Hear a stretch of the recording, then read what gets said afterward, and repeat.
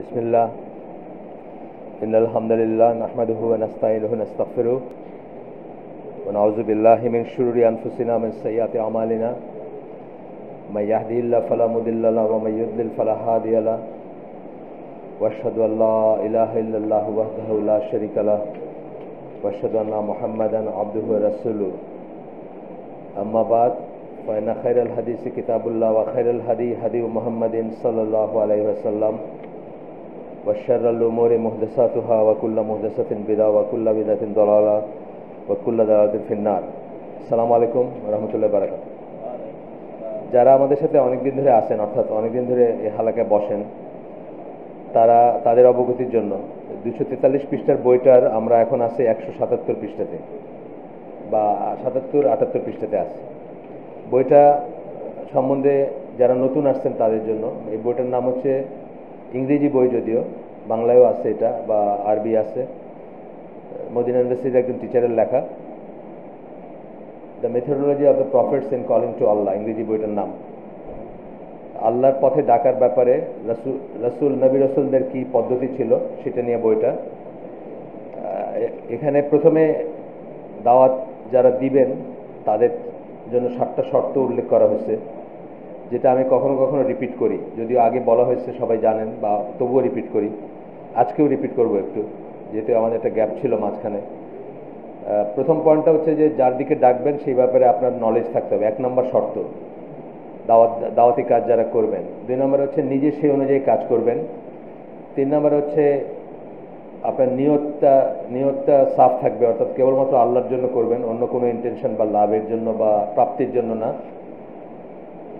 4 নম্বর হচ্ছে যেটা বেশি ইম্পর্টেন্ট বা বেশি প্রায়োরিটিতে যেটা আগে আসার কথা সেটা দিয়ে আগে করবেন, মানে প্রায়োরিটি ঠিক করবেন এবং বেশি ইম্পর্টেন্টের কথা আগে বলবেন বা আগে দাওয়াত দিবেন, সেই দিকে দাওয়াত দিবেন। যেমন আমরা মানে ইসলামে আমরা দেখব পরবর্তীতে বা আগেও দেখছি আমরা যে সবচেয়ে ইম্পর্টেন্ট হচ্ছে আল্লাহর একত্বের দিকে ডাকা বা আল্লাহর দিকে ডাকা, তাওহীদের দিকে ডাকা, মানুষকে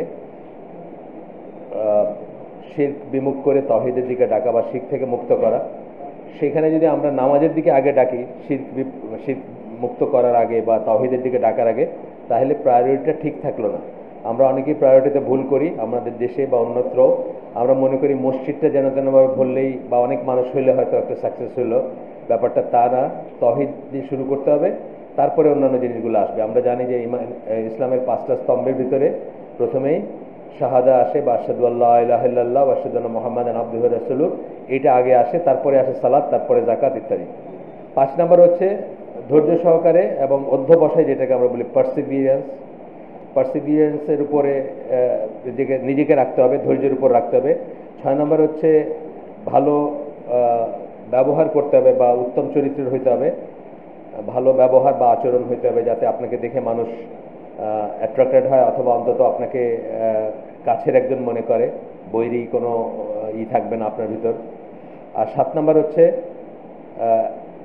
আল্লাহর কাছে, আল্লাহ যে আপনাকে সাকসেস দিবেন বা আল্লাহ যে আপনার সাহায্যকারী বা আপনার মানে আল্লাহ যে আপনার সহায় হবেন, এই ব্যাপারে আপনার আশা থাকতে হবে এবং এই ব্যাপারে দৃঢ়তা থাকতে হবে আপনার। এই ছিল একদম বইয়ের শুরুতে 7টা শর্ত ছিল। এটা আমরা বারবার পড়ি এই জন্য যে এই পয়েন্টগুলো মনে রাখতে পারলে আমরা প্রায়োরিটাইজ করতে পারবো, কোনটা প্রায়োরিটি সেটা বুঝতে পারবো। গতদিন আমরা যেখানে শেষ করছিলাম এই বই, এরপরে যেহেতু বাংলা নামটা হচ্ছে নবীদের দাওয়াতি নীতি, এই বই একসময় আলাপ করছে জেনারেলভাবে কোরআনের নবী রসুলদের ব্যাপারে কি বলা হয়েছে, তাদের মিশন সম্বন্ধে কি বলা হয়েছে, তাদের দাওয়াতের প্রায়োরিটি বা দাওয়াতের উদ্দেশ্য সম্বন্ধে কি বলা হয়েছে, এগুলো আমরা পড়ছি। তারপরে স্পেসিফিক্যালি নূহ আলাইহিস সালাম থেকে শুরু করে নূহ আলাইহিস সালাম, ইব্রাহিম আলাইহিস সালাম, ইউসুফ আলাইহিস সালাম, মুসা আলাইহিস সালাম, ঈসা আলাইহিস সালাম এবং আমাদের নবী সাল্লাল্লাহু আলাইহি সাল্লামের তাদের পার্টিকুলার মিশনগুলোর যে বর্ণনা আসছে কোরআনে, সেগুলো আমরা দেখছি। এবং প্রত্যেকটা জায়গাতেই আমরা দেখছি যে তাওহীদ বা আল্লাহর একত্বের দিকে ডাকা এবং শিরক মুক্ত করা, এটাই ছিল তাদের প্রাইমারি দাওয়াতের কাজ বা প্রাইমারি ডাক যদি আমরা বলি। এরপরে আমরা আসছি এই লেখক পৃথিবীতে 3টা দাওয়াতি কাজের বা ইসলামের পক্ষে কাজ করার 3টা ট্রেন্ডকে আলাদা করছেন। একটা ট্রেন্ড হচ্ছে যারা আপনার আহলে সুন্নাত জামা, যাদের কথা আমরা বলি, যাদের মতো আমরা হইতে চাই বা যাদের ডেফিনিশন হচ্ছে আল্লাহ রসুল এবং তার সাহাবীরা যে পথের উপর ছিলেন সেই পথের উপর যারা থাকতে চায় এবং সেরকম করে যারা কাজ করতে চায় তাদেরকে একটা গ্রুপ করছেন। তারপরে তার দুই পাশে দুইটা গ্রুপ রাখছেন। এক সাইডে রাখছেন যে যারা সুফি বা সুফিবাদ বা ফজিলতের কথা বলেন বা স্বপ্নের কথা বলেন, মুরব্বীদের কথা বলে দিন প্রচার করেন। আরেক সাইডে রাখছেন যারা পলিটিক্যাল ইসলামে ইন্টারেস্টেড বা মূলত এখানে শেষ পর্যন্ত ইখওয়ান জামাতের যে লাইনটা সেই লাইনটা নিয়ে কথা বলছেন। আর অন্যদিকে ওইটা একটু কথা বলছেন, অল্প একটু কথা বলে ওটা শেষ করে দিয়েছেন। এখানে হয়তো পরে আবার আসবে কিনা আমার এখন মনে পড়ে না, আমরা দেখবো ইনশাল্লাহ পরে। তো আমরা লেটলি পড়তেছিলাম যে জামাত ইখওয়ানের যে লাইনটা, যে সবচেয়ে আগে রাষ্ট্র ক্ষমতা দখল করতে হবে বা রাষ্ট্র ক্ষমতায় যাইতে হবে, তবে অন্য কাজগুলো করা যাবে, বা সবচেয়ে ইম্পর্টেন্ট জিনিস হচ্ছে এটা রাষ্ট্র ক্ষমতায় যাওয়া যেন তেনভাবে। সেটা আমরা পড়তেছিলাম এবং সেটা পড়তে গিয়ে আমরা যে জায়গায় স্টপ করছি সেখান থেকে আজকে ইনশাল্লাহ বাকিটুকু পড়ব। তো সেখানে বলছেন আর কি, যা মানে মৌলানা মওদুদির কিছু কথা ছিল যেগুলা আমরা আগে পড়ছি। এখানে যেমন আমি একটুই করি যে কথা নিয়ে আলোচনা হবে সামনে, সেটা হচ্ছে indeed the matter of leadership and rulership is the most important matter in human life and the most fundamental principle. উনি বলেন সবচেয়ে ইম্পর্টেন্ট মানুষের জীবনে হচ্ছে লিডারশিপের ব্যাপারটা, বা রুলার কে হবে সেই ব্যাপারটা, ইমামাত যেটাকে আমরা বলি, বা ইমাম থাকতে হবে একজন, এবং সেই ইমাম প্রতিষ্ঠিত করা বা ইমামতা প্রতিষ্ঠিত করা বা রাষ্ট্র ক্ষমতায় যাওয়া বা ইসলামী রাষ্ট্র প্রতিষ্ঠা করা, সেটাই হচ্ছে সবচেয়ে ইম্পর্টেন্ট ব্যাপার বলতেছেন মৌলানা মওদুদি। তো এইটা নিয়েই এখানে অনেক কথা আমরা অলরেডি পড়ছি। আমরা লেটলি যেটা পড়তেছিলাম সেটা হলো যে এইরকম একটা কথা আজ থেকে বহু বছর আগে, 700-750 বছর আগে একজন রাফিদি শিয়া, অর্থাৎ রাফিদি কথাটা মানে আপনি জানেন বোধহয়, শিয়াদের মানে স্কলাররা যখন শিয়াদের কথা বলবেন তখন রাফিদি কথাটা বলেন। রাফিদি মানে হচ্ছে রিজেক্টর, যারা প্রত্যাখ্যান করছিল। তারা কাকে প্রত্যাখ্যান করছিল? জয়নুল আবেদিন, যাকে ইমাম হোসেনের ফ্যামিলি, যাকে আপনার ইয়াজিদ করতেছিলেন, ভরণ পোষণ করতেছিলেন বা তাকে প্রতিপালন করতেছিলেন। তো তাকে তারা ফিরে আনতে গেছিল তার কাছ থেকে, যে ওখান থেকে সরায় নিয়ে আসবে বা করবে। তখন উনি আসেন নাই তাদের সাথে। উনি না আসার পরে তারা তাকে কার্স করছিল এবং তাকে রিজেক্ট করছিল। এখান থেকে রিজেক্টর নামটা আসছে। রাফিদি শিয়া কথাটা বলি আমরা, অনেকে তো জানি না, এই টার্মটা সবসময় ইউজ হয় না, কিন্তু কোনো আপনার স্কলারলি কোনো পেপার পড়লে আপনি দেখবেন রাফিদি কথাটা এগেন এন্ড এগেন আসবে। রিজেক্টরস সোজা কথা, এটার মিনিং। তো একজন রাফিদি শিয়া, তার নাম আছে এখানে ইবনুল মুতাহির আল হুল্লি। উনি এরকম একটা কথা বলছিলেন আজ থেকে 700-750 বছর আগে, এবং তাকে রিফিট করছিলেন ইমাম ইবন তাইমিয়া। আমরা সেটা পড়তেছিলাম, সেটার মাঝখানে আমাদের শেষ হয়ে গেছে। আমরা আজকে সেটার থেকে পড়বো, তার পয়েন্টগুলো আমরা পড়ছি, আজকে আর নতুন করে পড়বো না।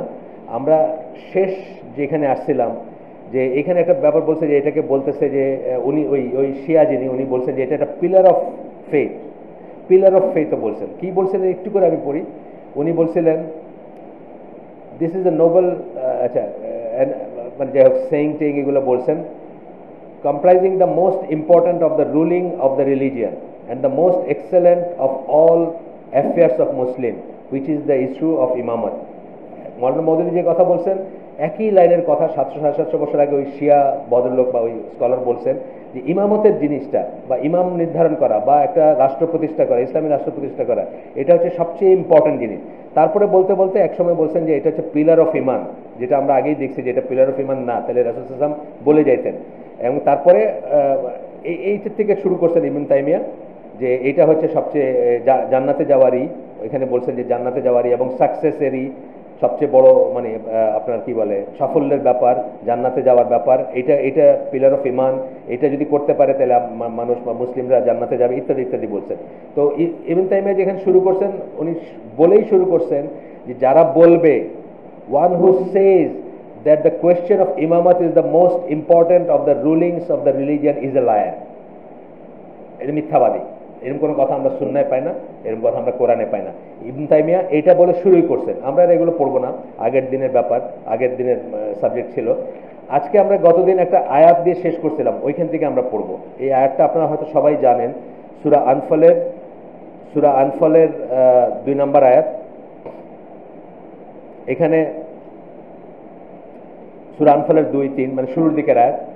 এখানে আল্লাহ বলতেছেন যে বিশ্বাসিত হচ্ছে কেবল তারাই। আপনি খেয়াল করবেন কথাটা, আল্লাহ বিশ্বাসে ডিফাইন করতেছেন এবং বলতেছেন কেবল তারাই, বলে বলতেছেন আল্লাহর কথা উচ্চারিত হলে যাদের হৃদয়টা ভয়ে বা খাসিয়া যেটাকে আমরা বলি, যেটাকে বলি, সেটাতে কেঁপে ওঠে, অর্থাৎ আল্লাহর কথা যখন উঠে তখন তাদের ভিতরে একটা সমীহের ভাব আসে। আল্লাহ বলতেছেন কেবল তারাই। এখানে ইন্নামা কথাটা ইউজ করছে, যারা একটু আরবিক জানেন তারা জানেন যে ইন্নামা কথাটা অনলি বলে বলার জন্য বলা হয় আর কি। বিশ্বাসী কেবল তারাই আল্লাহর কথা করলে যাদের আত্মাটা বা অন্তরটা কেঁপে ওঠে। আচ্ছা, এবং যারা আল্লাহর আদেশ আদেশ মেনে চলে এবং সাবমিসিভ, মানে আল্লাহর কাছে আত্মসমর্পণ করে। আর আল্লাহর আয়াত যখন পড়ে শোনানো হয় তাদের কাছে, তখন তাদের সামনে যখন পড়া হয় তখন তাদের ঈমান বেড়ে যায়। অর্থাৎ আয়াত শুনলে তাদের ঈমান বাড়ে। আপনি জানেন যে সাহাবীদেরকে কাফেররা বা মুশরিকরা ঠাট্টা করতো যে তোমাদের নাকি একটা নতুন আয়াত নাজিল হয়েছে, তোমাদের কি ঈমান বাড়ছে নাকি, এইগুলো ঠাট্টা করতো আর।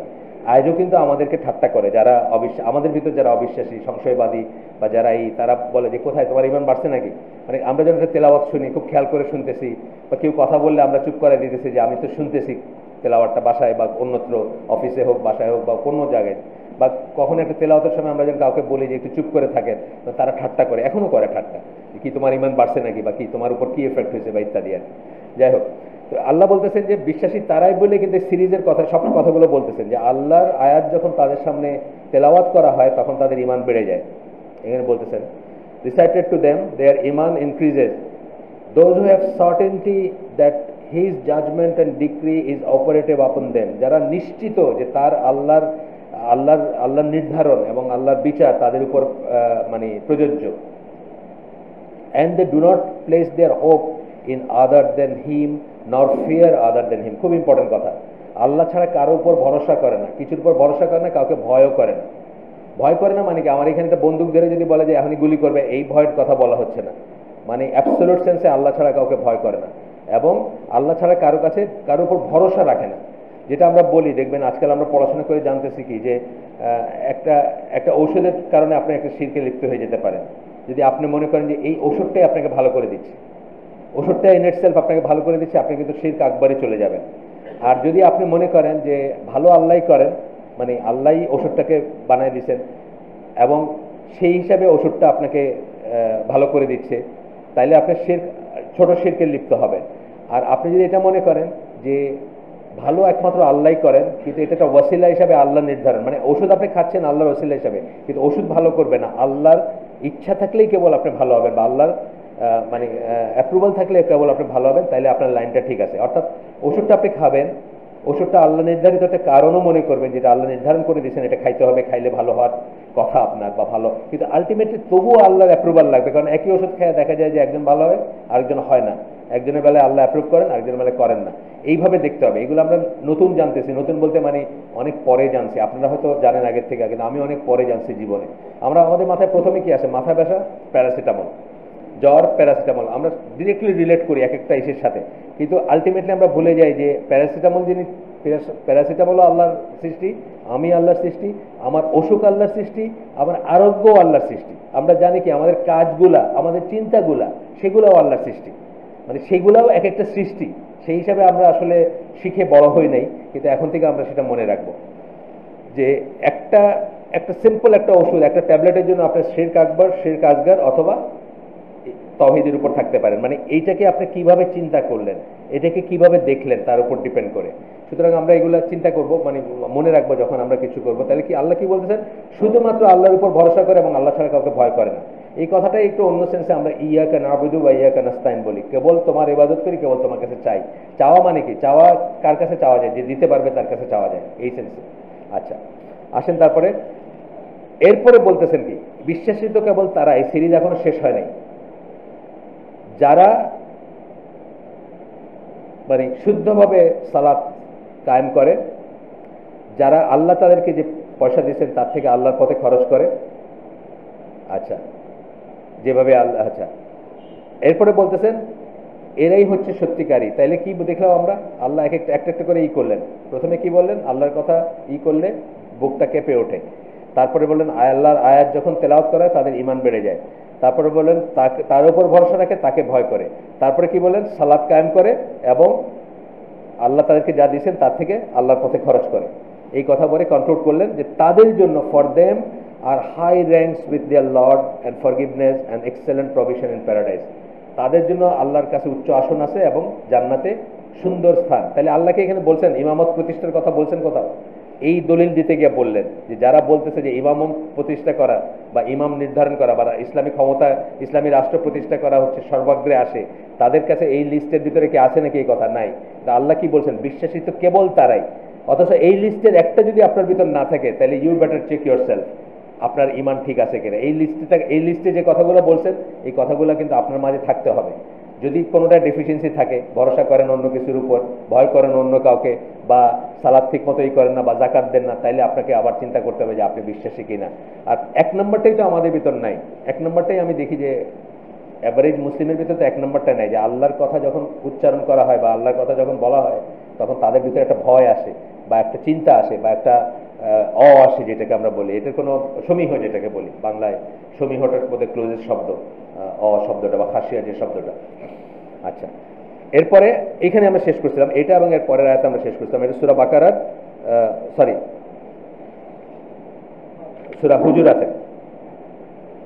সূরা হুজুরাতের 15 নম্বর আয়াত ছিল এরপরটা। সেখানে বলতেছে, এখানে আবার আল্লাহ ইন্নামা বইলা বলতেছেন, মানে বিশ্বাসিত কেবল তারাই। এখানেও আল্লাহ সেটা বলতেছেন যে যারা আল্লাহ এবং রাসূলে বিশ্বাস করে এবং তারপরে কোনো সন্দেহ পোষণ করে না। আমাদের অনেকে আছে আমরা বিশ্বাসী কিন্তু আমাদের সন্দেহ আছে দেখে কিন্তু আমরা সেই কাজটা করতে পারি না। আমরা যে কাজ করি, যত কাজ করি সেটা আমাদের বিশ্বাস অনুযায়ী করি, কিন্তু আমরা জানি তো, আমরা আগেও আলোপ করছি যে প্রত্যেকটা কাজ আমাদের বিশ্বাসের অনুপাতে করি। তাহলে আমরা যখন দুনিয়াটাকে আখেরাতের উপর প্রাধান্য দেই তখনই বুঝতে হবে যে আখেরাতের উপর বিশ্বাসটাতে আমাদের সন্দেহ আছে বা ফর্ম বিশ্বাস না, যেরকম থাকা উচিত সেরকম না। তো এখানে বলতেছেন বিশ্বাসী কেবল তারাই যারা who truly believe in Allah and his messenger and then do not doubt about that, যারা আল্লাহ এবং ঈশের রাসূলের উপরে সত্যিকার ভাবে বিশ্বাস করে এবং তারপরে তাদের মনে কোনো সংশয় থাকে না। and devote themselves to obedience to Allah and his messenger, এবং নিজেদেরকে উৎসর্গ করে আল্লাহ এবং আল্লাহ রাসূলের আনুগত্যের প্রতি। not doubting about the duties made obligatory upon them by Allah, এবং আল্লাহ যে জিনিসগুলোকে ফরজ করছেন তাদের উপরে সেটির উপরে আর কোনো সন্দেহ থাকে না, সেগুলা প্রশ্নাতীতভাবে তারা করে যায়। এইটুক ছিল আপনার সূরা হুজুরাতের ওই আয়াত। আরেকটা আয়াতের একটু অংশ পড়ে আমরা সূরা বাকারার আরেকটা না দুইটা আয়াত পড়বো আমরা, তারপরে আমরা মেইন আলোচনায় চলে যাব। আয়াত পড়বো না, খালি অংশ পড়বো। এটা হচ্ছে সূরা বাকারা 177 নম্বর আয়াত 177, যেখানে আল্লাহ বলতেছেন, those who patiently persevere upon obedience to Allah and avoiding disobedience to him at time of need and at time of illness, যখন দরকার প্রয়োজনের সময় এবং যখন অসুস্থ তখন তারা মানে আল্লাহর মানে ধৈর্য সহকারে আল্লাহর আনুগত্যের উপর নিজেদেরকে রাখে এবং আল্লাহর অনানুগত্য বা অবাধ্যতার বা বিদ্রোহের, আল্লাহর প্রতি বিদ্রোহের যে জিনিসগুলো সেগুলো থেকে নিজেদেরকে দূরে রাখে যখন তারা প্রয়োজনের সময় অথবা অসুখের সময়। এই যে একটু আগে আমি যেটা বললাম এটা কিন্তু একটা ক্লাসিক উদাহরণ। আমাদের ফোন আসছে, ওয়াইফ ফোন করছে যে তোমার ছেলে তো মাথা ফাটা ফেলছে। পয়লা কি আসে আমাদের মনে? ডাক্তার সাহেবের নাম্বারটা আসে পয়লা, ডাক্তার সাহেব আমার বাচ্চাটা বাঁচান, এরকম একটা কথা আসে না, চলে আসে। মানুষের ভিতরে খুব কমন কথা। আপনি দেখবেন মানে গল্পে দেখেন, উপন্যাসে দেখেন বা অন্যত্র দেখবেন যে আপনি অপারেশন থিয়েটার নিয়ে যেতেছে আর ডাক্তারকে বলতেছে ডাক্তার সাহেব আমার বাচ্চাটাকে বাঁচান। এই যে জিনিসগুলা in time of need, in time of illness, তখন কিন্তু আমাদের শুধুমাত্র আল্লাহর উপর নির্ভর করতে হবে আল্লাহ। তারপরে আমরা এই হিসাবে করব, মানে সাবাব যেটাকে বলি, আসবাব বলি, মানে কজ এন্ড এফেক্ট, কজুয়ালিটি বলি, আমরা কার্যকারণ বলি। কার্যকারণ হিসেবে আমরা অপারেশন করব, আমরা ওষুধ খাবো, সব ঠিক আছে, কিন্তু প্রাইমারিলি আমরা কি বলবো যে আল্লাহ ভালো করার মালিক, ওষুধেরও মালিক আল্লাহ, অপারেশনের মালিক আল্লাহ, ডাক্তারের মালিক আল্লাহ, আমার মালিক আল্লাহ। সুতরাং আল্লাহ এটা সমস্ত ব্যবস্থা করবেন, আল্লাহর কাছে আমরা চাবো। প্রথম চাওয়াটাই আল্লাহর কাছে হবে। Those who remain farm at the time of fighting, এখানে যুদ্ধের কথা বলা হয়েছে, যখন জিহাদের ময়দানে বা যখন যুদ্ধ হয়েছে তখন বা এখনো যদি হয়, সত্যিকার ধর্মযুদ্ধ হয়, সেখানে তারা ফার্ম থাকবে বা দৃঢ় থাকবে, এদেরকে বলতেছেন। কিন্তু এখানে দেখেন কোথাও ইমামতের কথা নাই। এই দলিলগুলো দিচ্ছেন শুধু একটা কারণেই, যে আল্লাহ যাদেরকে সাকসেসফুল বলতেছেন, আল্লাহ যাদেরকে সর্বোচ্চ দিচ্ছেন, মর্যাদা দিচ্ছেন, তাদের ভিতর কিন্তু কোথাও বলেন না যে ইসলামী রাষ্ট্র প্রতিষ্ঠা করলে সর্বোচ্চ মর্যাদা বা ইমামতের জন্য সবকিছু আগে ইমামত পরে ইবাদত, এটা বলেন নাই কখনো। আচ্ছা, এরপরে হচ্ছে এটা আপনারা সবাই জানেন, সূরা বাকারার 1 থেকে 5 নম্বর আয়াত, ওই যে উলাইকা আলা হুদাম মির রাব্বিহিম ওয়া উলাইকা হুমুল মুফলিহুন, তাদের কথা বলছেন। আল্লাহ এর আগে কিন্তু তাদের পরিচয় দিয়েছেন। কি পরিচয়? তারা যারা তাদেরকে যে সালাত কায়েম করে এবং তাদের কাছে দেওয়া হয়েছে সেখান থেকে তারা করে, গায়েবে বিশ্বাস করে, এত কিছু বলছেন আল্লাহ, বলতেছেন এরাই হচ্ছে সাকসেসফুল, কিন্তু কখনো বলেন নাই যে যারা ইসলামী রাষ্ট্র প্রতিষ্ঠা করলো তারাই হচ্ছে সাকসেসফুল।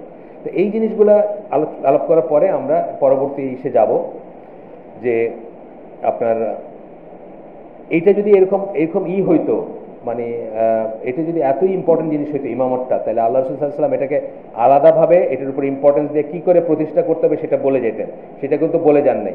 আমরা জানি যে ইভেন তার মৃত্যুর কয়েক মুহূর্ত পরেও কিন্তু আবু বকর রাদিয়াল্লাহু আনহু যে পদ্ধতিতে হইলেন, এটা কিন্তু আল্লাহ রাসূল আগে বলে যান নাই যে তোমরা এইভাবে এখানে মিলা এখানে বায়াত দিও এখানে করো, বলছেন নাকি? বলেন নাই কোথাও। এটা রেখে গেছেন কেন? কারণ এইটা পরে আমরা দেখবো যে এটা একটা কারো মতে অব্লিগেটরি, কারো মতে ফরজে কিফায়া, এটা অনেক ভ্যারিয়েশন আছে, এই জন্য বলে যান নাই। আমাদের খলিফা, 4 খলিফাই দেখেছি 4 জন 4 ভাবে হয়েছে, বা 4 জন 3 ভাবে মনোনীত হয়েছে, আমরা যেটা দেখবো আর কি, যে একইভাবে হন নাই। সুতরাং এটা ওইরকম কোনো ব্যাপার ছিল না। তো এখানে বলতেছেন যে আমরা জানি যে যখন মানুষ ইসলামে আসছে, ইমান আনছে, আল্লাহ রসুলের কাছে মুসলমান হইতে আসে, তখন আল্লাহ রসুল কিন্তু বলেন নাই যে তোমার কিন্তু ইমামত প্রতিষ্ঠা করতে হবে বা রাষ্ট্র ক্ষমতা প্রতিষ্ঠার জন্য করতে হবে। এটা হলো আগেই জেনে নাও। মেয়েদেরকে বা অন্যদেরকে বলছেন কি, চুরি করবা না, সন্তান নষ্ট করবা না, হ্যাঁ, সন্তান হত্যা করবা না, চুরি করবা না, ব্যভিচার করবা না, অনেক কিছু বলছেন বিফোর কনভার্টিং, যখন তারা করতে আসছেন, মানে মুসলিম হইতে আসছেন। কিন্তু কখনো বলেন নাই যে তোমার যে ইমামত প্রতিষ্ঠা করতে হবে, আগে বলে দিচ্ছি, এটা কিন্তু কখনো বলে নাই। এগুলো হচ্ছে দলিল, আমাদের একটু মাথা খুলে চিন্তা করলে আমরা বুঝবো যে এগুলা ইমামত অবশ্যই ইম্পর্টেন্ট, এটা আমরা না করতেছি না, এখনো important.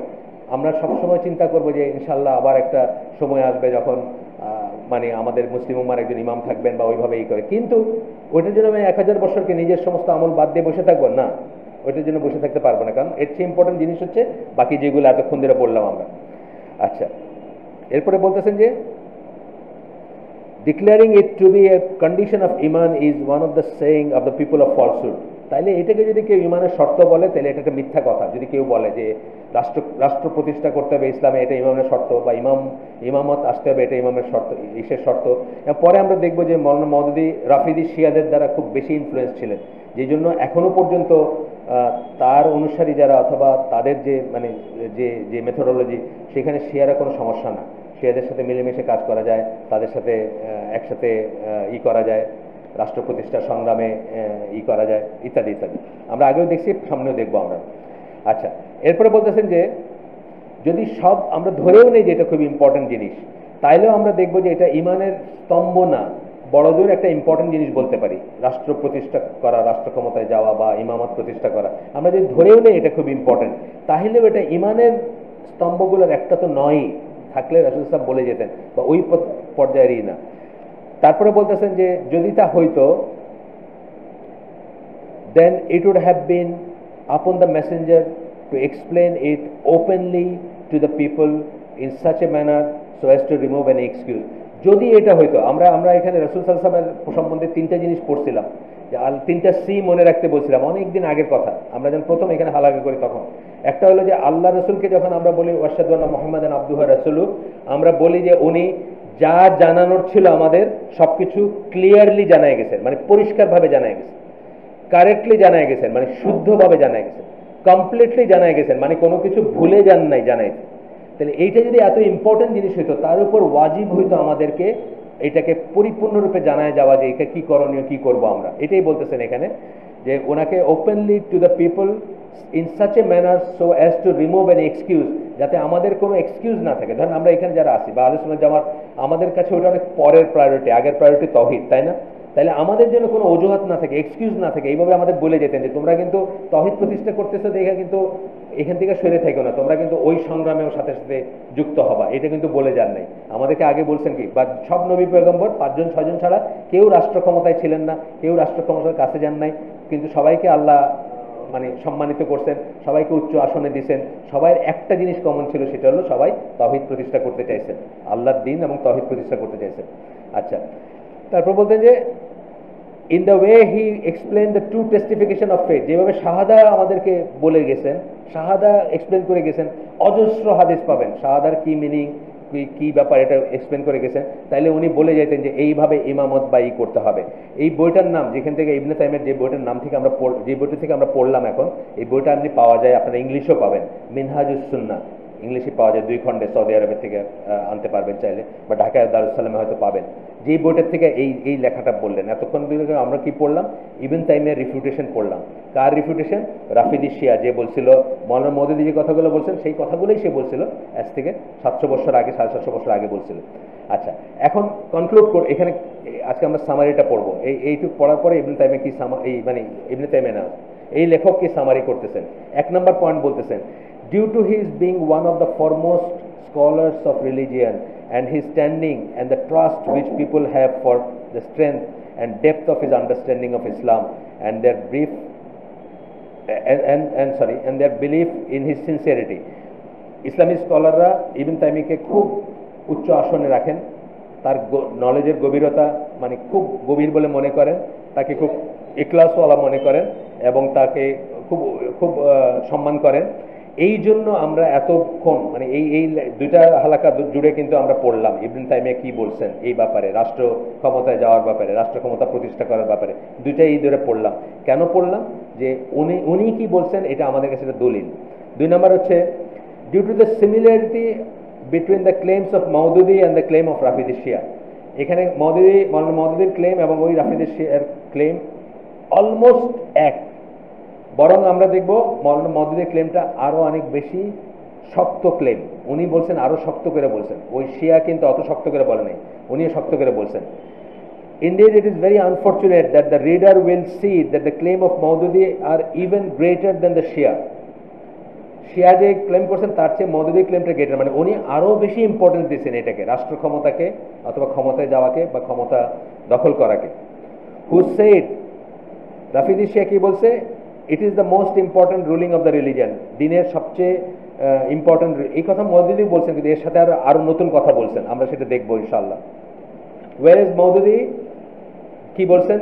The most important question in human life and the most important principal মানে মূলনীতি বলছেন, আর মোস্ট ইম্পর্টেন্ট কোয়েশ্চেন বলছেন মানুষের জীবনের মোস্ট ইম্পর্টেন্ট হচ্ছে এটা, আর সবচেয়ে মূলনীতি হচ্ছে এটা। The most important goal of the prophets, এই কথাটা কিন্তু ওই লোক বলে নাই, এই কথাটা এই লাইনটা ওই লোক বলে নাই, শিয়া ওই লোক বলে নাই, কিন্তু বলতেছেন কি বলে মওলানা মওদুদি বলতেছেন the most important goal of the prophets, নবীদের নাকি সবচেয়ে বড় এটা উদ্দেশ্য বা লক্ষ্য ছিল এটা, উইচ ইজ আমরা দেখবো যে যেটা আগেও দেখছি কারেক্ট না, পরেও দেখবো কারেক্ট না। আচ্ছা, 3 নম্বর হচ্ছে এখানে এই লেখক বলতেছেন আমার ইন্টেনশন, লেখক বলতেছেন আমি কেন এগুলো লিখলাম, কেন এগুলো প্রেজেন্ট করলাম। My intention is to give sincere advice to Muslim youth, young মুসলিমদেরকে মানে খালিস নিয়তে সিনসিয়ার অ্যাডভাইস দেওয়া যে আসলে তাদের করণীয় কি। কারণ এটা ঠিক একটা ইয়াং ছেলে যার 18-20 বছর বয়স, তাকে কিন্তু আপনি খুব ইজিলি উত্তেজিত করে তুলতে পারবেন এই শাসকদের কথা বইলা, অত্যাচারের কথা বইলা, শাসকদের অবিচারের কথা বইলা, শাসকরা কি করতেছে, কিভাবে শোষণ করতেছে, আমাদের কি করতেছে, খুবই ইজিলি তাদের ভিতর আসবে এটা। কারণ তাদের ভিতরে এটা যৌবনের ধর্ম যে তারা অন্যায়কে সহজে মানতে পারবে না বা রকচটা হবে, দাঁড়ায় যাবে, এটা আমরা এমনি বুঝি। আপনি কলেজে যখন ছিলেন যদি একটা মারপিট করেও থাকেন, এখন কি সেই মারপিটটা করবেন? এখন করবেন না। আপনার দাড়ি, আপনার টুপি, আপনার বয়স, আপনার প্রজ্ঞা, আপনার স্থিরতা আপনাকে সেটা করতে দিবে না। কলেজে থাকতে তো আপনাকে এটা ভেঙে ফেলছেন। আমাদের মনে আছে 21শে ফেব্রুয়ারি আমরা যখন পিচ্ছি ঢাকায় এলিফ্যান্ট রোডে থাকি, আমাদের এলিফ্যান্ট তো গুন্ডা পাড়া ছিল, আপনারা জানেন তো, মানে গুন্ডা পান্ডা ছিল বেশি। তো বড় ভাইদের পিছিয়ে আমরা বাইরে যেতাম 21শে ফেব্রুয়ারি সকালে, কি ইংলিশ লেখা সাইনবোর্ড ভাঙতে সব, বুঝছেন না? ঢিলমাইরা ওই যে যেগুলো আছে আপনার এই যে নিয়ন সাইন মার্কা, অনেক দামি হয়তো বেচারার সাইনবোর্ডটা করে ভাঙল। আমরা বুঝলাম বাংলা ভাষার প্রতি আমাদের সম্মান দেখানোর চূড়ান্ত একটা ডিউটি আমরা পালন করলাম আর কি, সাইনবোর্ডগুলো ভাঙে। এই জিনিসটা আমাকে এখন করাতে পারবে কেউ? নাকি আমার বয়স যদি তখন ধরেন 25 হইতো, কেউ করাতে পারতো না, কিন্তু আমার বয়স তখন ছিল 13 বা 12, ভাইরা পিছনে বসে ঢিল মারি তোর টিনের চালে, বুঝছেন না কথা আছে, ঢিল মাইরা ভাঙে দিলাম, শেষ করে দিলাম। তো এই জিনিসটা হচ্ছে কথা যে ইয়াংদের কেন পার্টিকুলারলি বলতেছেন, কারণ ইয়াংদেরকে বিভ্রান্ত করা সহজ, তাদেরকে উত্তেজিত করা সহজ। তাদের কাছে একটা জিনিস মানে কঠিন হইলে সেটাকে মনে হতে পারে অনেক সময় যে এইটাই বুঝি কারেক্ট জিনিস। অনেক সময় কিন্তু দেখবেন যে জিনিসটাতে প্রতিবন্ধকতা বেশি, এটাই কারেক্ট, কিন্তু এটা কিন্তু ঠিক না জিনিসটা। আচ্ছা দেখেন কি বলতেছেন উনি, so that they may cling to the way and guidance of the prophet, তারা যেন তাদের নবীর পদ্ধতি এবং নবীর হিদায়ত বা পথ নির্দেশনার উপর লেগে থাকতে পারেন। And from my advice to them is that they should not merely seek to make a comparison between Rabi and Maududi. কারণ আপনাদেরকে বা আপনাদের যদি ইয়াং যারা তাদেরকে বলতেছেন যে আমার তাদেরকে আমি রিকোয়েস্ট করবো তারা যেন মওদুদি ঠিক না রবি ঠিক এইটা নিয়ে যেন না করেন। মওদুদি আর রবি কোনো ফ্যাক্টর না, রবি মানে ওনার নাম আর কি, রবি আল হাদের মাতখালি, এইটা কোনো ফ্যাক্টর না। আল্লাহ এবং রসুলের লাইনে আসে কিনা আমরা এটা ঠিক করাটা ফ্যাক্টর। মওদুদি জিতলো না রবি জিতলো, আমি অনেক সময় বলি আমার সাথে তর্ক করলে বা করলে, আমি জিততে চাই না ভাই, আপনি জিতেন, আমি জান্নাতে যেতে চাই। তর্কে জিতা আছে না, তর্কে জিতা আপনি দেখবেন পলিমিক্স যারা এগুলোর উপরই করে আপনার 2-3টা কথা বলে আটকায় দিবে। তর্ক যেটাকে বলি, তর্কশাস্ত্র কিন্তু আলাদা একটা শাস্ত্র, তর্কশাস্ত্র কিন্তু একটা শাস্ত্রই, সেটাতে পলিমিক্স বলি আমরা এসে আর কি, যে আপনাকে 2-3টা এই যে এমনভাবে আটকায় দেবে যে আপনি হয়তো ওই পর্যন্ত চিন্তা করেন না যেভাবে তর্ক করতে হবে। কিন্তু আমি বলি যে আমি তর্কে জিততে চাই না, আমি জান্নাতে যাইতে চাই, আমি সত্য জানতে চাই, আমি তর্কে জিততে চাই না। তর্কে কি এই যে ডিবেটগুলো করে আপনি দেখছেন না, ডিবেট কম্পিটিশন হয়, সমস্ত মিশা কথা। কবি বলেছেন বলে একটা বললো, কোন কবি বলছেন কেউ জানে না, ওইখানে তর্কে জিততে হবে, বুঝছেন না? যত রেফারেন্স দিবেন, একজন ইউরোপিয়ান মনীষী বলেছেন বলে একটা কিছু বলে দিল, সে কোনোদিন মনীষীর কাছেও যায়নি, কিন্তু মিশা হোক সত্য হোক তাকে তর্কে জিততে হবে। আমরা নজবিল্লাহ, আমরা তর্কে জিততে চাই না, আমরা আল্লাহ এবং আল্লাহ রসুলের কথাকে সত্য মনে করতে চাই, আমি তর্কে জিততে চাই না। তিনি বলতেছেন যে রবি না মওদুদি, রবির কথা না মওদুদির কথা ঠিক, এটা নিয়ে প্লিজ আপনারা তর্ক করেন না বা এটাতে যায় না। Should not merely seek to make a comparison between Rabbi and Maududi, but rather they must raise the importance they give to Quran and the speech of the Lord. তারা সবচেয়ে ইম্পর্টেন্ট হিসেবে নেবেন কোরআনের কথা, যেটা তাদের তাদের পালনকর্তা, তাদের রবের কথা, and raise the importance of সুন্না অফ দ্য প্রফেট, এবং নবীর সুন্নাকে এইটাকেই সর্বোপরে রাখবেন, রবির কথা মওদুদির কথা না। এইখানে যেটা পাবেন তারা সেটা করবেন। এবং লাস্টলি বলতেছেন, এই অংশের লাস্টলি বলতেছেন, then they should not equate the speech of any human with them, no matter what position and status they hold. কি পজিশন, কি স্ট্যাটাস, কোরআন এবং সুন্নার সাথে কারো কোনো তুলনা নাই, কারো কোনো কম্প্রোমাইজ নাই, কারো ব্যাপারে কোনো প্রাধান্য নাই কারো। এই জিনিসটা একটু বেসিক একটা জিনিস, এইটা করলে কিন্তু আমরা কোনো বেদাত করতে পারতাম না। এখানে আমরা যত বেদাত করি, আমরা যত শিরক করি, এর কোনোটাতে আমরা যুক্ত হতে পারতাম না যদি শুধু এই একটা প্রিন্সিপাল রাখতাম, যে যত বড় মানুষ হোক কোরআন এবং সুন্নার উপরে তার কোনো কথা নাই, কোরআন এবং সুন্নার চেয়ে এই লেগে। আপনাদের এখানে অনেকবার বলছি, আমি আরেকবার বলতেছি, যে আব্দুল্লাহ ইবনে আব্বাসের একটা ঘটনা আছে, তামাত্তু হজ নিয়ে কথা বলতেছিলেন সাহাবী এবং তাবেঈদের সাথে, অনেকবার বলছি, তারপর আবার বলতেছি, কেউ তো নতুন আসছেন বা আমাদের মনে করায় দেওয়াই। তো তখন কি করলো, কোনো লিসনার যারা বসেছিলেন কেউ বললেন কিন্তু আবু বকর এরকম বলছে বা ওমর এরকম বলছে। তখন আব্দুল্লাহ ইবনে আব্বাস বললেন যে আমি ভয় করি তোমাদের উপর আকাশ থেকে পাথর বর্ষিত হবে, কারণ আমি তোমাদেরকে বলতেছি রাসূল সাল্লাল্লাহু আলাইহি ওয়াসাল্লাম বলছেন, আর তার উপরে তোমরা বলতেছো যে আবু বকর ওমর বলছে। আবু বকর ওমর কে? তাহলে আবু বকর ওমর যদি কেউ না হয়, তাহলে আমরা আজকে যাদেরকে আমাদের লিডার মানছি, যাদেরকে আমাদের মুরব্বী মানছি, যাদেরকে আমরা অনুসরণ করি, তাদের কথাকে যদি আমরা কোরআন এবং সুন্নাহর উপর স্থান দেই, আমাদের অবস্থা কোথায় দাঁড়ায়? শেষ এই চ্যাপ্টারটা।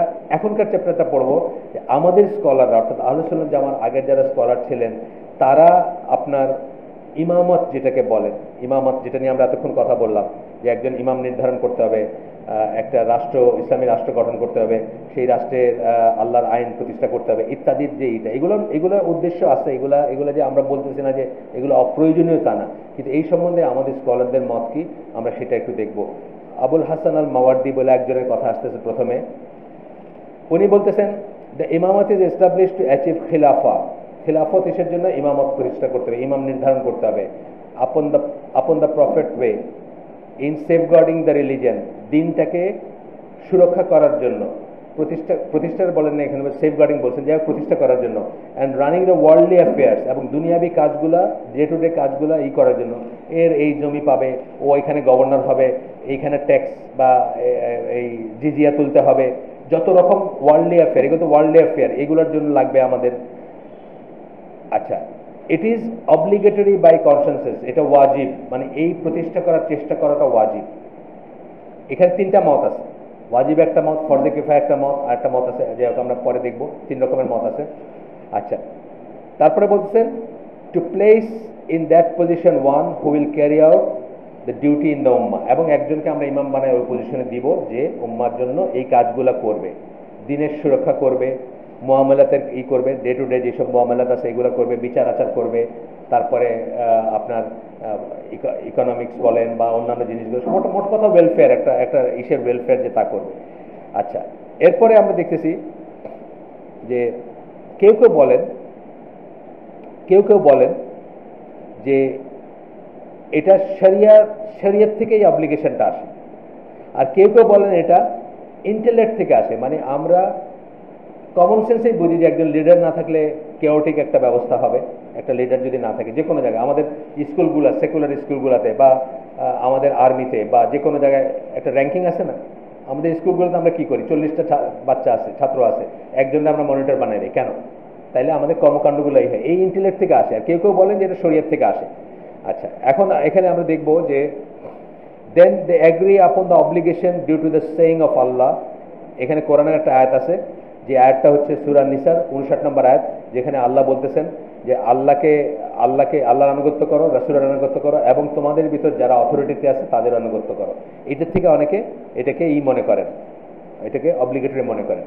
আচ্ছা, তো এখন এই যে আপনার অথরিটি, যে অথরিটি থাকবে আমাদের ভিতর, যে অথরিটি থাকবে সেটা এই মসজিদের জন্য এই মসজিদের ইমাম হইতে পারে বা খতিব হইতে পারে, এই রাষ্ট্রের জন্য রাষ্ট্রের প্রেসিডেন্ট হইতে পারে, অথবা একটা গ্রামের জন্য গ্রামের ইউনিয়ন কাউন্সিলের চেয়ারম্যানও হইতে পারে, ইত্যাদি ইত্যাদি। যতক্ষণ সে আল্লাহ বিরুদ্ধ কোনো কিছু বলতেছে না, ততক্ষণ সে আমাদের কাছে এই আনুগত্যের দাবিদার। এখানে একটা হাদিস দিচ্ছেন, যেটা যেখানে এই কথাগুলো আসছে, আবু হুরায়রা রাদিয়াল্লাহু আনহু বর্ণনায় একটা হাদিস আসছে যে after me rulers will take charge, আমার পরে রুলার মানে শাসকরা আসবে, so you will be ruled by righteous rulers and wicked rulers among you. মানে তোমাদের কেউ সৎকর্মশীল হবে, কেউ দুষ্টও হবে বা অত্যাচারীও হবে। সো বিয়ার এন্ড ওবে দেম, বিয়ার মানে তাদেরকে সহ্য করো এবং তাদেরকে মেনে চলো। In everything that is accordance with the truth, যেটা সত্যের সাথে মিলবে, অর্থাৎ আল্লাহ এবং আল্লাহ রসুলের সাথে মিলবে, সেটাতে সবকিছুকে তাদেরকে মেনে চলো। এই বলে হাদিসটা, এইসব থেকে তারা মনে করতেছে যে এখানে মানে অব্লিগেটরি ইমামকে করা। আচ্ছা, ইমামুল হারামাইন মানে বলতেছেন, মসজিদুল হারামের যে ইমাম তারা বলতেছেন বা তারা করতেছেন যে the matter of imamate pertains to the details of Islam and furu. এটা হচ্ছে ফুরু মানে হচ্ছে শাখা। একটা জিনিস হচ্ছে মূল, আরেকটা জিনিস হচ্ছে শাখা। আমরা যখন তাওহীদের পড়াশোনা করছি বা ইমানের পড়াশোনা করছি, আমরা মূল কি জানছি? মূল হচ্ছে মুখে শাহাদা উচ্চারণ করা, অন্তরে ধারণ করা, আর ফুরু বা শাখা হচ্ছে আমল করা সেই অনুযায়ী। এখন শাখার ভিতরে কোনো শাখা আছে যেটা ভেঙে গেলে আপনার ইমান চলে যাবে না। আমরা জানি ইমামের 77টি শাখা আছে। এখানে আমরা একটা বইয়ের কথা বলছি, শুআবুল ইমান, যে বইতে আছে ইমামের 77টা শাখা আছে। সবচেয়ে উপরে হচ্ছে লা ইলাহা ইল্লাল্লাহ। এটার উপর যদি আপনি না থাকেন, আপনার তো ইমান চলে যাবে, আপনার মুসলিম থাকবে না। আর সবচেয়ে নিচে আছে কি? রাস্তার থেকে কষ্টকর কোনো জিনিস উঠায় ফেলে দেওয়া, একটা কলার চোখলা বা একটা কাটা ওইটা ফেলাই দিলেন যে মানুষের কষ্ট হবে এই জন্য। এই লাস্টেরটা যদি আপনি একদিন না করেন, আপনার ইমান চলে যাবে না। এই জন্য কি বলছেন যে ইমানের রুট বলছেন, কাণ্ড বলছেন, কিন্তু শাখা বলছেন আমলগুলা। একটা আমল যদি কোনোদিন ছুটে যায়, সেটা আমরা বলবো না যে আমাদের ইমান চলে গেছে। এই একইভাবে এখানে বলতেছেন যে ইমামতের ব্যাপারটা হচ্ছে শাখা প্রশাখার মতো, এটা ফুরু, কিন্তু এটা একদম মূল কাণ্ড বা না। আচ্ছা, so you see that they say with regard to imamat that it is from details and is no more than a means. আপনাদের আগে বলছি দুইটা কথা, ইংরেজিতে দুইটা কথা আছে, একটা এন্ড, একটা মিনস। এন্ড এবং মিনস কিভাবে বোঝাবো? ধরেন আমি 100 তলা বিল্ডিং এ উঠবো, আমার লক্ষ্য হচ্ছে, এন্ড হচ্ছে 100 তলা বিল্ডিং, মিনস হচ্ছে লিফটে উঠছি, এটা আমার মিনস, ওখানে পৌঁছাবো। এখন এই লিফটের সৌন্দর্যে বিমুগ্ধ হয়ে আমি যদি লিফটের ভিতরে থেকে যাই এবং বারবার ওঠানামা করতে থাকি, যে আমার কাছে খুব সুন্দর লাগতেছে লিফটটা, খুব সুসজ্জিত, এয়ার কন্ডিশন বা যাই হোক চকচকা, তাহলে কি হলো? আমি আমার এন্ডটা মিস করে গেলাম। কিন্তু যদি এইটাকেই আমি মনে করি যে সব, বুঝছেন না? আর একটা উদাহরণ দিই আমি, যে আপনি ঢাকা থেকে চিটাং যাবেন, আখাউড়া স্টেশন নামছেন, একটা ডাব খাচ্ছেন, আপনি আখাউড়া স্টেশন নাইবা, ঠিক আছে, আপনার ইচ্ছে হচ্ছে আপনার ডাবটা খাচ্ছেন, কিন্তু এই ডাব খাইতে গিয়ে যদি ট্রেন মিস করেন, তাহলে কি আপনি ওয়াইজ মানুষ? আপনি ওয়াইজ মানুষ না, কিন্তু আপনি এন্ডটা মিস করলেন মাঝখানের একটা জিনিসের জন্য। তো এখানে বলতেছেন, সবসময় বলা হয় বা এখানে বলতেছেন যে আমরা রাষ্ট্র ক্ষমতায় যাওয়া বা রাষ্ট্র ক্ষমতাটা হচ্ছে একটা মিনস টু এস্টাবলিশ ইসলাম, কিন্তু এটা এন্ড না, এইটাই সবকিছু না, এইটার জন্য আমি বাকি সবকিছু এটার ভ্যারিয়েবল করে ফেলবো, এরকম জিনিস না। তাহলে আল্লাহ রাসূল সাল্লাল্লাহু আলাইহি ওয়াসাল্লাম আগেও বলছি, আবারও আজকেও বলতেছি, যে 13 বছরের মক্কার জিন্দেগি থেকে কত ডেসক্রিপশন পাবেন আপনি, যে ওনার ঘাড়ে নারী বুড়ি চাপায় দিছে, তো ওনার সাথে বেয়াদবি করছে, ওনার মেয়েকে ডিভোর্স দিয়ে দিছে এই ইসলামের কারণে। কোথাও কি পাইছেন নাকি যে আল্লাহ রসুল বলছেন যে চলো আমরা সবাই মিলে একটা একটা একটা মশওয়ারা করি যে আমরা কি করে মক্কায় একটা ইসলামিক স্টেট প্রতিষ্ঠা করব, অথবা এই শাসকগুলারে কি করে খেদাবো, বা কি করে রাষ্ট্র ক্ষমতায় যাবো? আপনারা বাইর করেন, আমি আপনাদের ওপেনলি বলে দিলাম, আপনারা বাইর করেন কোনো হাদিস আছে নাকি এরকম। আচ্ছা, এরপরে কিন্তু আমরা বলতেছি এটা এটা ইম্পর্টেন্ট না, সেটা কিন্তু আমরা একবারও বলতেছি না। আল্লাহর আইন চাই না একবারও কিন্তু বলিনি আমরা।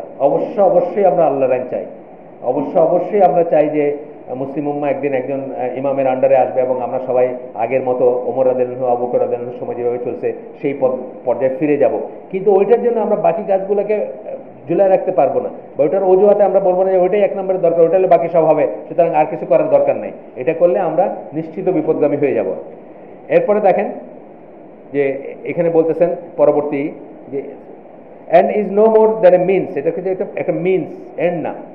এখানে নামাজ কটা এখন? সোয়া।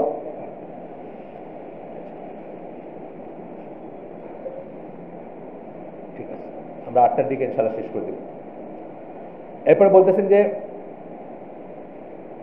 এই যে মাওয়ার্দি যিনি প্রথমে বললেন, and they refer to the obligation of obedience to the rulers already established in authority and likewise with the hadith। যে হাদিসটা আমরা পড়লাম, একটু করে পড়ছি, আমরা পড়লাম না যে তোমাদের উপরে রুলার আসবে, তারা ভালো হবে, কোনো দুষ্ট হবে, তাদেরকে মানো যতক্ষণ তারা আল্লাহর পথে তোমাদেরকে মানে আল্লাহর অনুযায়ী তোমাদেরকে বলবে।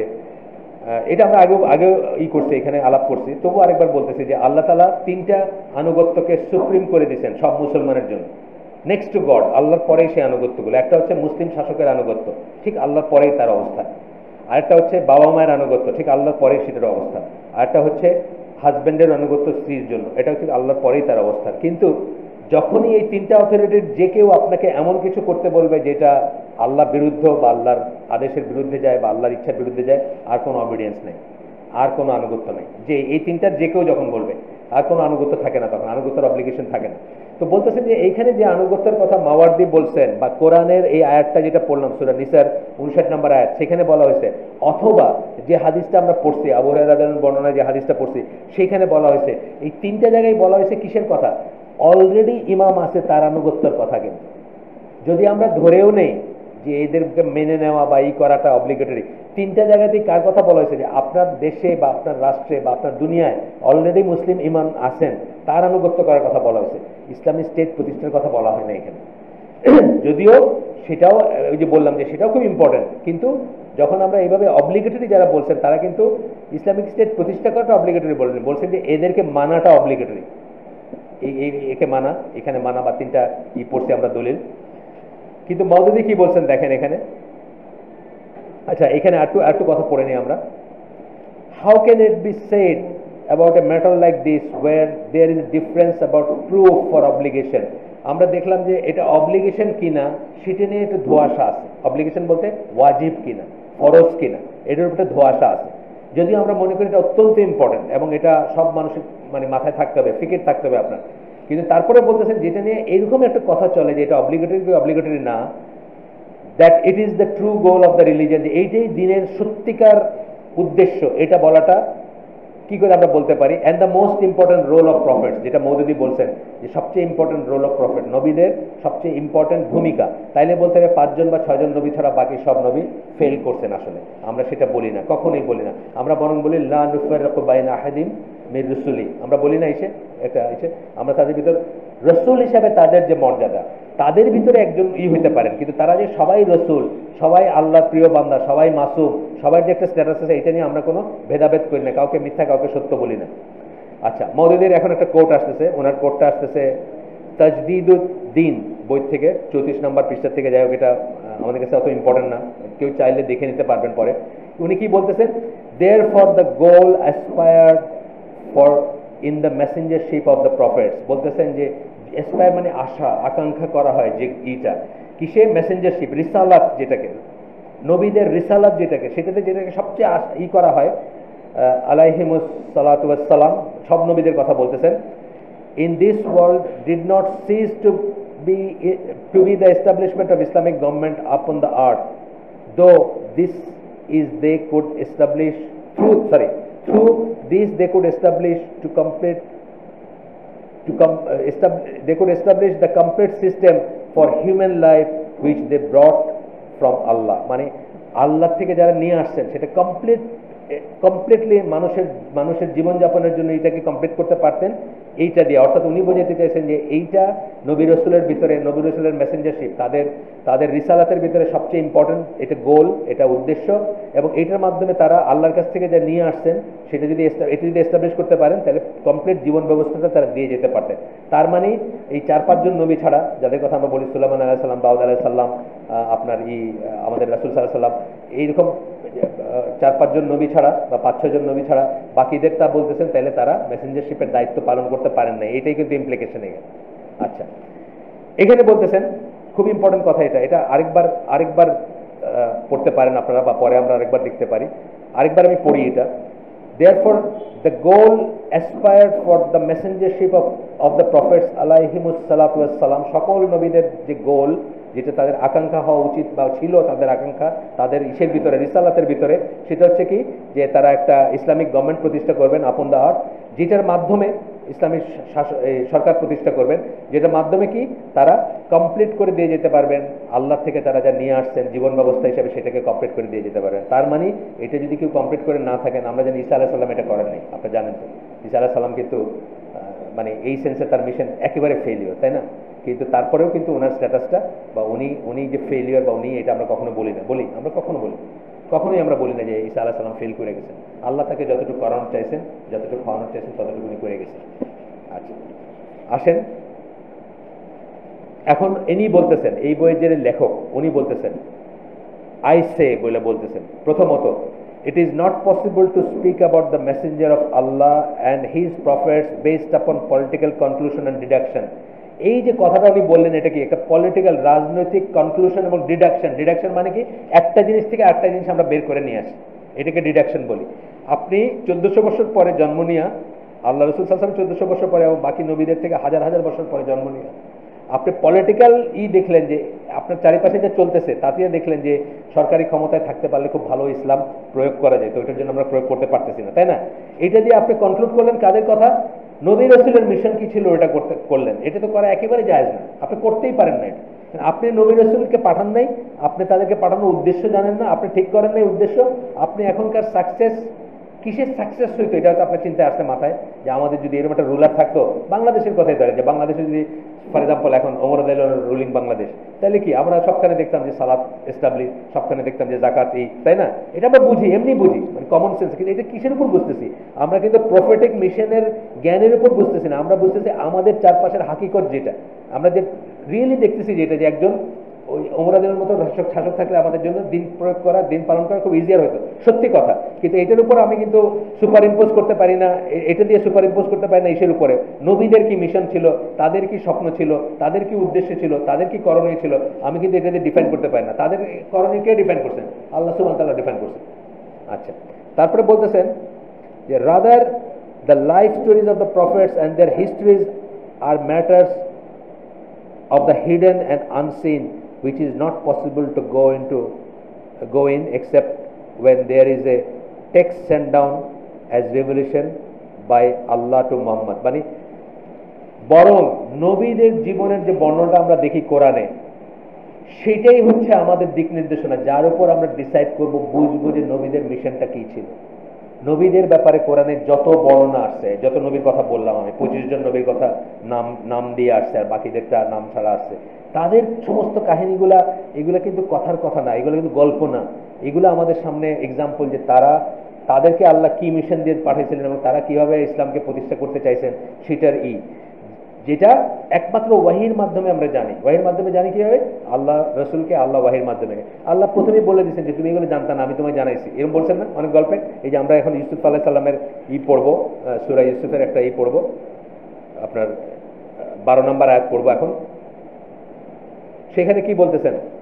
আল্লাহ বলতেছেন, উই ন্যারেট টু ইউ ও মুহাম্মদ, আমি তোমার কাছে বর্ণনা করতেছি হে মুহাম্মদ, তোমাকে জানাচ্ছি, তোমাকে বর্ণনা করতে তোমাকে জানাচ্ছি, the best narration about the past nations in this Quran, অতীতের জাতিগুলোর সম্বন্ধে সবচেয়ে ভালো যে বর্ণনা হইতে পারে আমি তোমাকে সেটাকে জানাচ্ছি।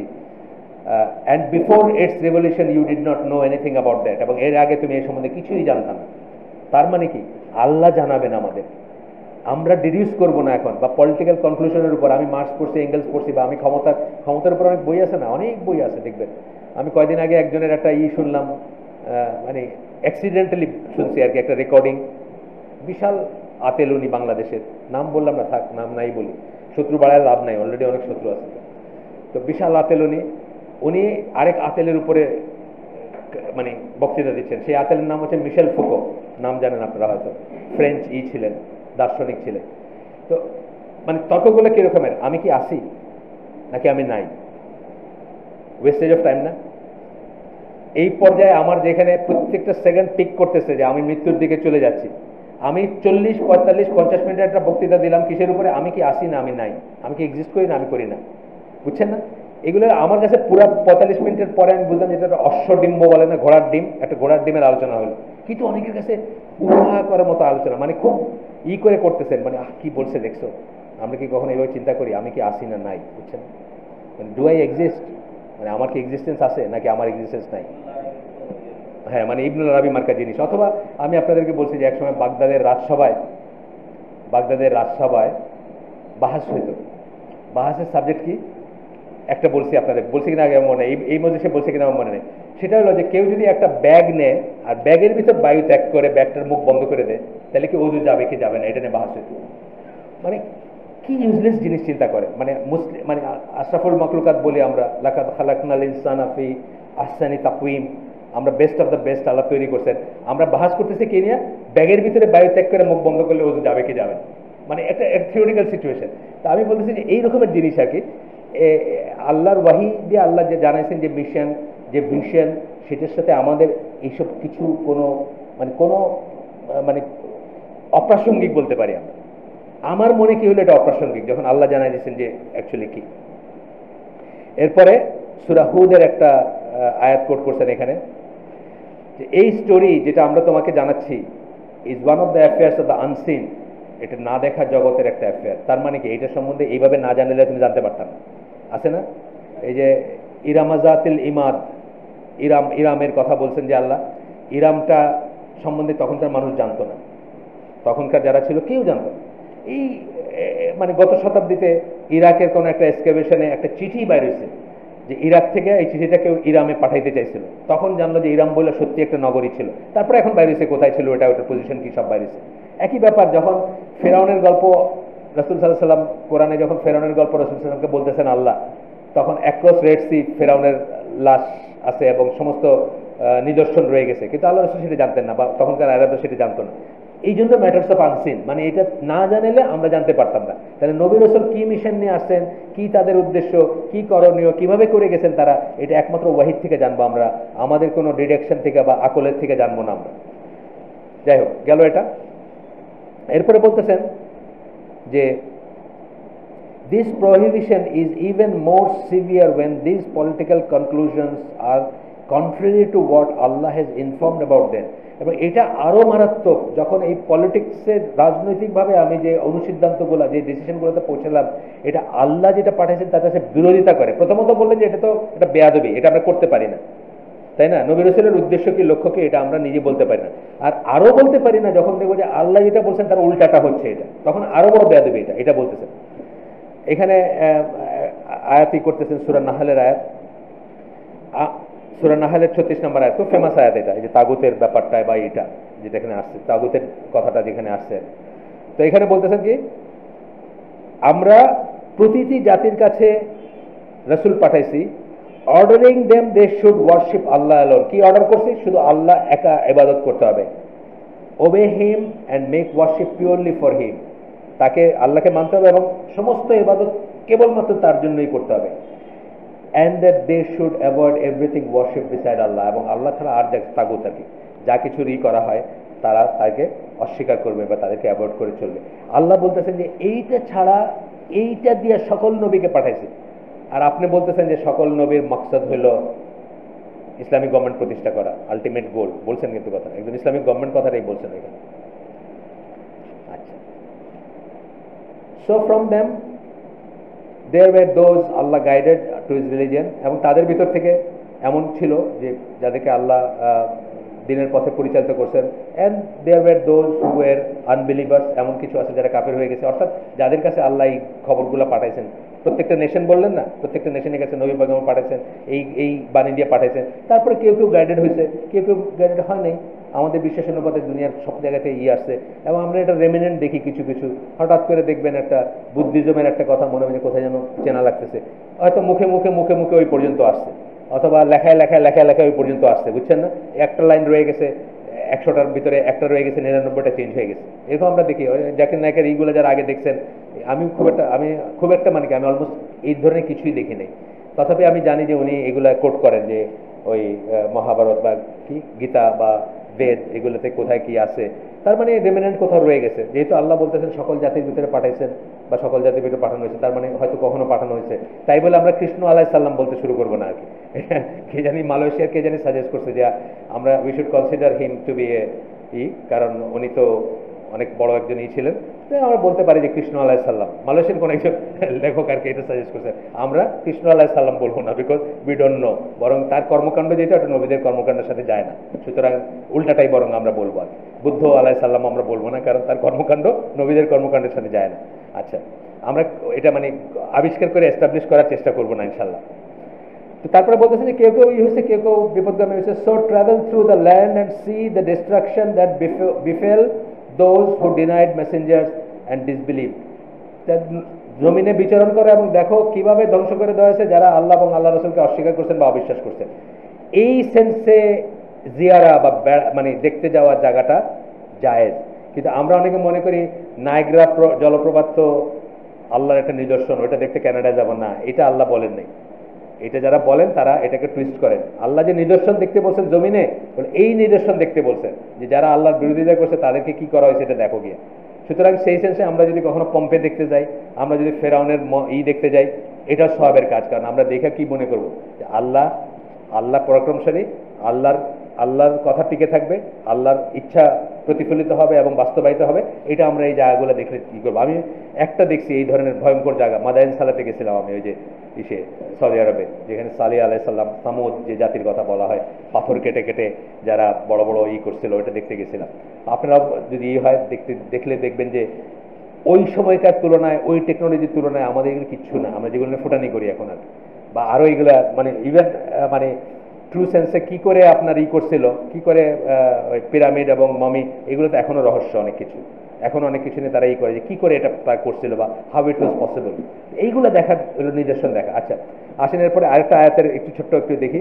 সূরা আম্বিয়া 25 নম্বর আয়াত বলতেছেন যে তোমার আগে আমরা এমন কোন রসুল পাঠাই নাই যার কাছে আমরা এই ওয়াহি পাঠাই নাই যে that none has the right to be worshipped except Allah, so make all your worship purely for him. আর কারো অধিকার নাই যে সে ইবাদতের কিছু পাবে বা ইবাদতের যোগ্য না। সুতরাং সব ইবাদতকে মানে পিওরলি নির্ভেজাল ভাবে আল্লাহর জন্য নির্ধারণ করে ইবাদত করো। তাহলে আমরা দেখতেছি আবার কিন্তু উনি ঘুরে ঘুরে কথাগুলো বলতেছেন, মানে এই কথাগুলো আগেও বলছেন, কিন্তু এখন নতুন কথার আলোকে যে মওদুদি যেটা বলছেন সেটা রাফিদি শিয়া সেই 700-700 বছর আগে তার কথাটাই লায়ার বলে বলছেন ইবনে তাইমিয়া, কিন্তু তার কথা থেকে আগে বেড়ে উনি আরেকটু যোগ করছেন যে নবী রসুলের গোল্ড বানাই দিয়েছেন এটাকে। এখন বলতেছেন he narrated to us in detail about some of them such as Nuh, Ibrahim, Hud and Salih. নূহ আলাইহিস সালাম, ইব্রাহিম আলাইহিস সালাম, হুদ আলাইহিস সালাম, সালিহ আলাইহিস সালাম সম্বন্ধে অনেক ডিটেইলস আছে কোরআনে, ডিটেইলস আছে। We have already spoken about the methodology in what has preceded and have quoted ayat which make clear that methodology and their methodology and goal. আমরা আগে অনেক আয়াত পড়ছি যেখানে আমরা দেখছি যে তাদের পদ্ধতি কি আর তাদের উদ্দেশ্য কি। একটা হচ্ছে পদ্ধতি, একটা হচ্ছে উদ্দেশ্য। ধরেন আমি গিয়ে সুন্দরভাবে দাওয়াত দিলাম, এটা হচ্ছে পদ্ধতি। উদ্দেশ্য কি? তাকে তাওহীদের পথে আনা। উদ্দেশ্য তাকে মানে নমরুদকে বা ফেরাউনকে সিংহাসনচ্যুত করা কখনো উদ্দেশ্য ছিল না, আমরা আগেই পড়ছি। এমনকি ইউসুফ আলাইহিস সালাম যার আন্ডারে কাজ করছেন তাকেও সিংহাসনচ্যুত করা তার উদ্দেশ্য ছিল না, এটা আমরা তার লাইফ থেকে জানি। আচ্ছা, এরপরে আসতেছে যে this is in full accordance with what Allah mentioned about them in general terms with regard to call to Tawheed, fighting against shirk and its manifestation. এগুলো সব কিছু এই ইসের সাথে যায়, যে যত বর্ণনা আমরা পড়ছি যে মানুষকে বা জাতিকে বা লোকজনকে বা শাসককে তাওহীদের দিকে ডাকতে হবে এবং শিরকের বিরুদ্ধে যুদ্ধ করতে হবে বা শিরকের বিরুদ্ধে সংগ্রাম করতে হবে, অ্যান্ড ইটস ম্যানিফেস্টেশন, এবং এগুলা যেভাবে প্রকাশিত হয় তার এগেনস্টে, ওয়াইলস কলিং টু অল গুড, মানে সমস্ত ভালো জিনিসের সাথে এটাও বলতে হবে, বা আমরা সমস্ত ভালো জিনিসের সাথে দিকে ডাকবো। আমরা জানি সৎ কাজে আদেশ, মন্দ কাজের নিষেধ, আমাদের চরিত্র বা আমাদের ট্রেটস, আমাদেরকে বলা হয়েছে শ্রেষ্ঠ বলা হয়েছে উম্মতদের ভিতরে, এই জন্য যে আমরা কি করি, সৎ কাজের আদেশ করি বা সৎ কাজের দিকে ডাকি, মন্দ কাজে নিষেধ করি এবং আল্লাহ বিশ্বাস করি। সূরা আলী ইমরানের আয়াত। আচ্ছা, but there is nothing in the Quran nor in the Sunnah to support what Maududi claimed in his saying. কিন্তু কোরআন বা সুন্নাতে আপনি কিছুই পাবেন না যেটাতে সাপোর্ট করতে পারেন বা সমর্থন করতে পারেন মাউদুদি যেটা বলে গেছেন। কি বলছেন? Because of this goal aspired in the messengership of the prophets. এই গোলটা হচ্ছে আকাঙ্ক্ষা, রিসালাতের আকাঙ্ক্ষা এটা। এবং ইসলামিক গভর্নমেন্ট বলছেন যে এস্টাবলিশমেন্ট আপন ইট দ্য, দুনিয়ার উপরে ইসলামিক গভর্নমেন্ট, এই কথার কোথাও কোনো সাপোর্ট পাবেন না আপনি, কোরআনেও পাবেন না, সুন্নাহও পাবেন না। অর দ্য ডিভাইন গভর্নমেন্ট, মানে যে গভর্নমেন্টটা ডিভাইন হবে। আচ্ছা, so whoever has clear proof, কারো কাছে যদি প্রমাণ থাকে, দলিল থাকে, ইনি বলতেছেন, রাবিয়াল হাদিয়াল মাদখালি বলতেছেন, for this very serious matter from the book and sunnah, then let him produce them. কারো কাছে যদি থেকে থাকে বের করে নিয়ে আসেন। উনি বলতেছেন ওপেন, খোলা জায়গায় নিয়ে আসেন, আমরা দেখব। and upon us is iman and compliance, এবং আমরা সেটাতে ইমান আনবো এবং সেটাকে মেনে চলবো যদি কারো কাছে প্রুফ থাকে যে এই জিনিসগুলোই প্রফেটরের গোল ছিল। সেকেন্ডলি, এই পয়েন্ট বলতে গিয়ে রাবিয়াল হাদিয়াল মাদখালি এই পয়েন্টগুলো এখন যেগুলো আমরা ডিসকাস করতেছি এগুলো বলতে গিয়ে, আমি এখন শেষ করে দিই নাকি? শেষ করে দিই, 8টা বাজে গেছে, তাহলে আজান হবে এখনই না? তাহলে আমি শেষ করে দিই আজকে, ইনশাল্লাহ আরো 2-3টা সেশন লাগবে আল্লাহ যদি বাঁচায় রাখেন। আজকে 4 না 4 ইনশাল্লাহ 11 তারিখে হবে, ওইটাই শেষ হবে রমাদানের আগে। সুবহানাকাল্লাহুম্মা বিহামদিকা আশহাদু আল্লা ইলাহা ইল্লা আনতা আস্তাগফিরুকা ওয়া আতুবু ইলাইক। আমরা যে শুনলাম তার ভিতর যদি উপকারী কিছু শুনে থাকি সমস্ত প্রশংসা আল্লাহর, আর অপকারী বা খারাপ কিছু শুনে থাকলে সমস্ত ব্যর্থতা আমার মানুষ হিসাবে, এবং সেটা শয়তানের তরফ থেকে।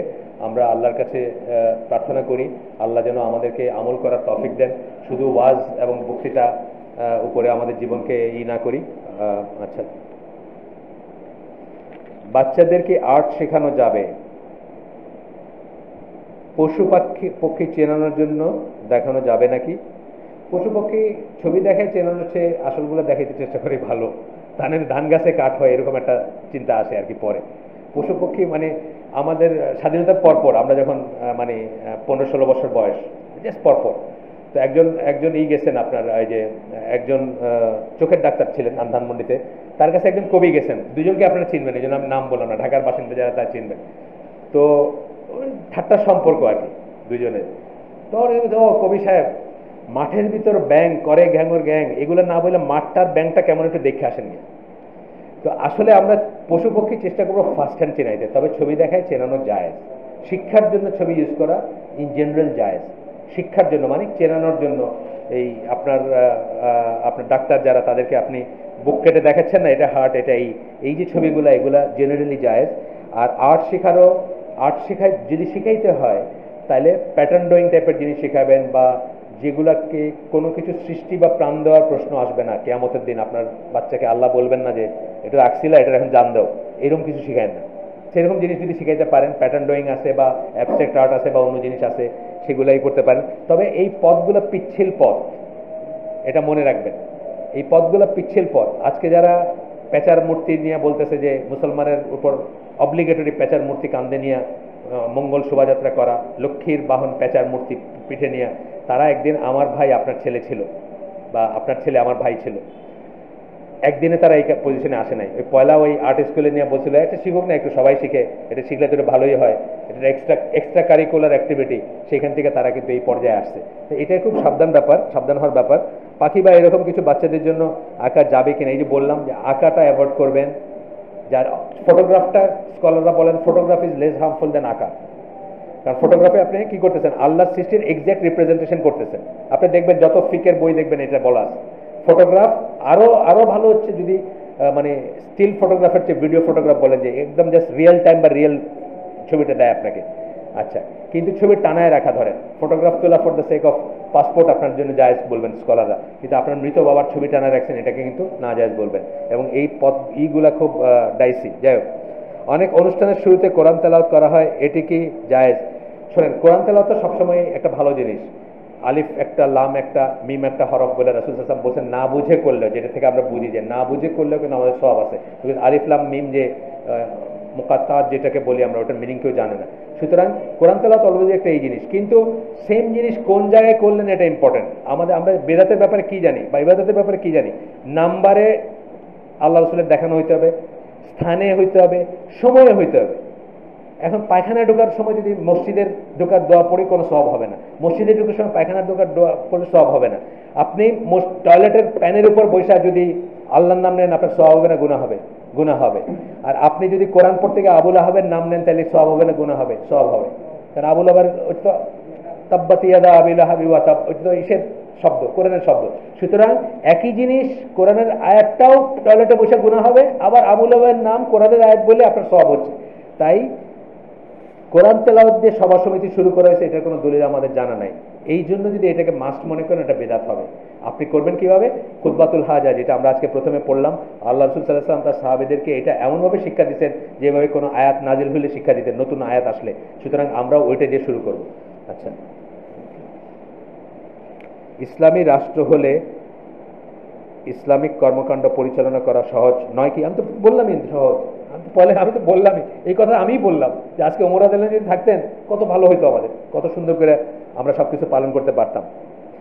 ইসলামী রাষ্ট্র নয়, এই ব্যাপারে আলোচনার প্রয়োজন কি? ইসলামী রাষ্ট্র নয় বলি নাই তো, একবার কি নয় বলছি নাকি? সত্যের সাক্ষী দেন তো আমি না করছি নাকি? ইসলামী রাষ্ট্র প্রতিষ্ঠা করতে নিষেধ করছি? আমি নিষেধ করিনি কথা, আমি বলছি প্রায়োরিটির কথা। হ্যাঁ হ্যাঁ, টপিকটাও ধরেন, কিন্তু আমি তো বলছি নয়, কিন্তু না টপিকেও কিন্তু নয় বলতেছেন না। টপিকও বলছেন এটা খুব ইম্পর্টেন্ট, আপনার শোনেন না আগে, আজকে হয়তো আসছেন ফার্স্ট। টপিকও বলছেন ইম্পর্টেন্ট, টপিকও বলছেন পুরো। না না, আমি বলতেছি টপিকেও কিন্তু এটা বলছেন যে এটা ইম্পর্টেন্ট, কিন্তু not the most important thing, এক নম্বর প্রায়োরিটি জিনিস না। আর মৌলানা মওদুদি বলছেন এটা এক নম্বর প্রায়োরিটি জিনিস না। এটা এই জন্য আসছে যে এটাকে সিঙ্গেল আউট করতে হবে, কারণ দুনিয়া তিনটা লাইনে বিভক্ত, পয়লাই বলে নিছে।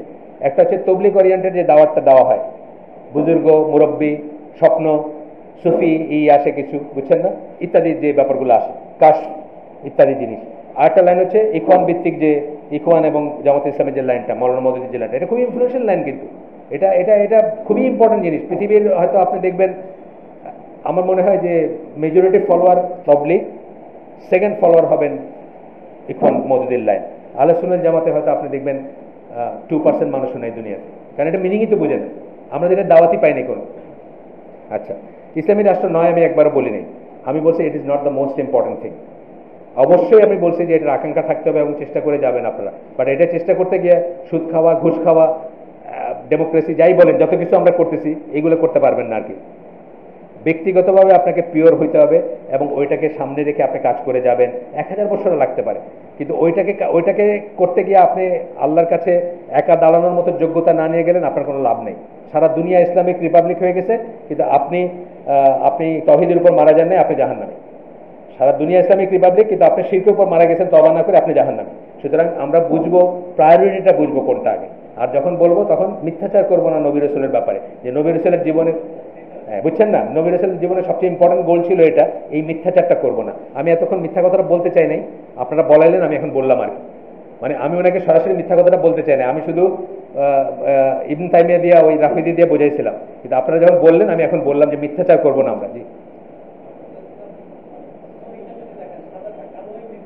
না, সই তো আমরা দেখে, না না, সই তো আমরা দেখে আসছি।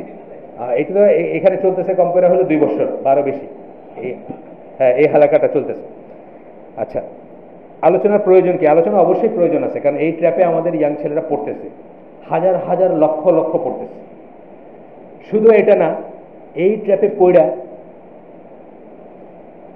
আপনার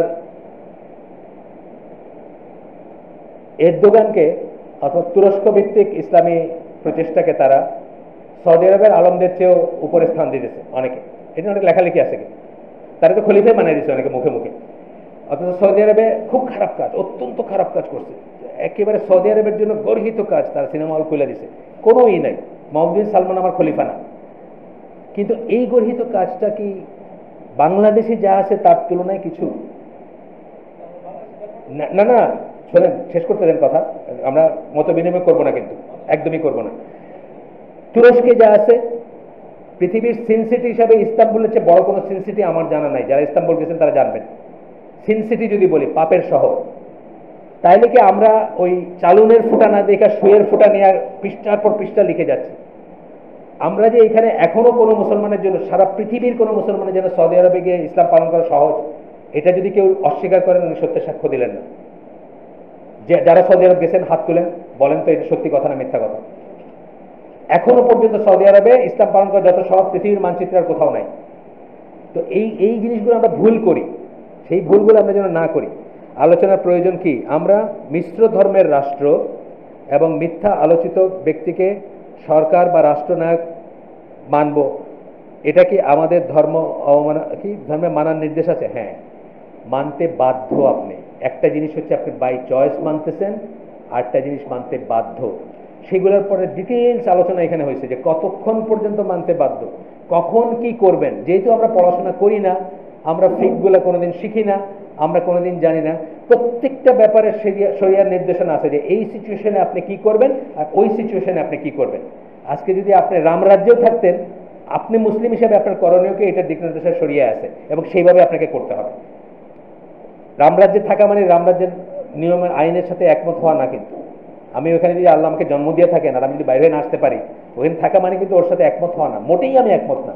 একই কথা এখানে অন ইসলামিক যা আছে আমি তার সাথে মোটেই একমত না, কিন্তু আমি বাধ্য হইতে পারি এটা মানতে। বাধ্য হওয়া মানা এবং একমত হওয়া দুটো আলাদা জিনিস। আপনারা ভোট দিতে পারেন, আমি ভোট দিই না। আপনারা হয়তো কাউকে কি করছেন, ভোট দেওয়া এমপি বানাইছেন, আমি কিন্তু কারো ভোট দিয়ে এমপি বানাইনি। সুতরাং আমি এখানে মানছি এই কথা বলতেছি না, কিন্তু আমি মানতে বাধ্য একটা জিনিস, আর আমি হেইও হেইও বা জিন্দাবাদ অমুক ভাই জিন্দাবাদ করে মানা আরেকটা জিনিস, দুইটা কিন্তু আলাদা জিনিস। আমি বাধ্য এখানে। যেমন ধরেন সেকেন্ড ওয়াইফ, ফার্স্ট ওয়াইফের পারমিশন ছাড়া সেকেন্ড ওয়াইফের নেওয়াটা এই দেশের রাষ্ট্রের নিয়ম কি? ফার্স্ট ওয়াইফের পারমিশন লাগবে, লিখিত পারমিশন, ঠিক না? আমি এটা মানতে বাধ্য, কিন্তু আমি কি এটাকে ঠিক মনে করি? নো, আমি এটাকে ঠিক মনে করি না, আমি আল্লাহটাকে ঠিক মনে করি। এটা হচ্ছে আমার লাইন, বা আপনার লাইনও সেটা হওয়া উচিত। মাগরিব এবং ফজর সালাতের পর সূরা ইখলাস, সূরা ফালাক, সূরা 3 বার পড়ার রহস্য কি আমি তো বলতে পারবো না। এটা আপনাকে রহস্য কি জিজ্ঞেস করছে, রহস্য আমি জানি না। অনেক কিছু রহস্য আমি জানি না। আমি ওজুর সময় মাথা মুছে কেন করে আমি রহস্য জানি, আপনি জানেন নাকি? জানলে আমার বললেন তো। ওজুর সময় যে মাথা মুছে করি, এটা পবিত্রতার কি আছে আমি জানি না। টুপি পরে আছেন আপনি, তারপরে মাথা মুছে করেন না, রহস্য জানেন নাকি? আমি রহস্য জানি না, এটা তৌকিফি জিনিস, আল্লাহ থেকে আসছে। তো রাসূল সাল্লাল্লাহু আলাইহি ওয়াসাল্লাম যখন বলছেন যে এটা 33 বার কেন আপনি যদি রহস্য বলেন, আমি বলতে পারবো। আমি অন্য একটা বললাম, জানি এটা বাদ দেন, 33 বার কেন সুবহানাল্লাহ, রহস্য জানেন নাকি? আমি জানি না। যদি কেউ জানেন তাহলে জিজ্ঞেস করেন। আর একটা কি,